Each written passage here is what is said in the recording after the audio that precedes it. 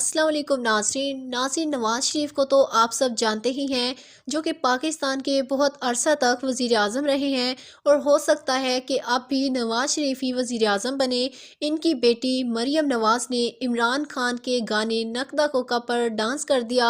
इनका मुकम्मल डांस भी आपके साथ शेयर करेंगे, लेकिन उससे पहले अगर आप भी इमरान खान के फ़ैन हैं और वीडियो अच्छी लगे तो लाइक और चैनल को लाजमी सब्सक्राइब कर दीजिएगा।